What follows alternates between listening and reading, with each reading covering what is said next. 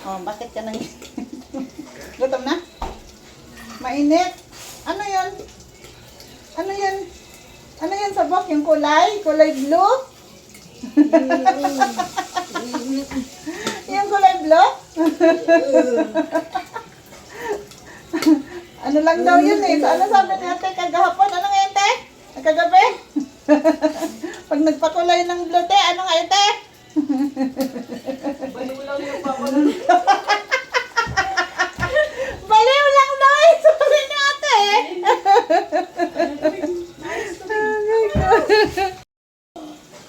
Good morning. Good morning. Hapon na pala. Good afternoon. Tutap ngayon ang munggo. Kay gutom na yung aking prinsesa. Pabalik-balik na sa likodan ko. Kay gusto niya daw blue na buhok.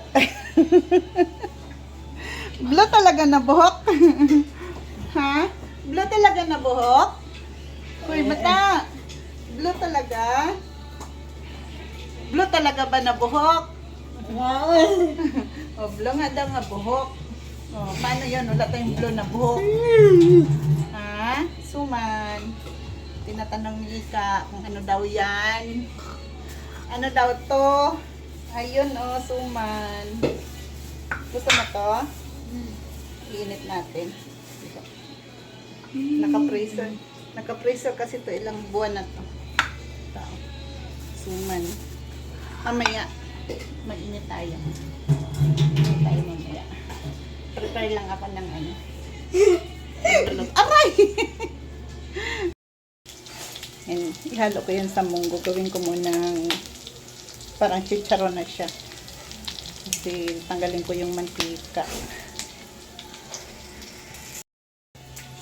Ito na yung munggo ko. Pressure cooker ko para lumambot ng todo yung munggo. Sinabay ko yung hindi pa siya malambot as in.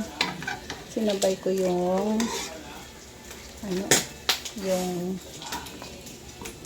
ano ba yun? Paa ng baboy.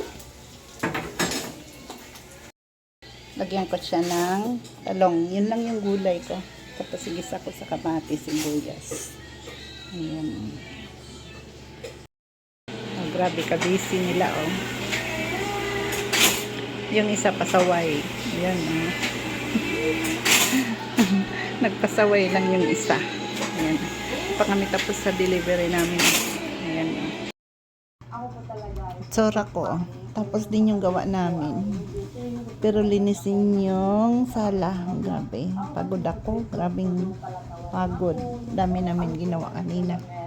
Para ma-deliver lang. Kasi mag-iisang linggo na yun sa due date. Pagod.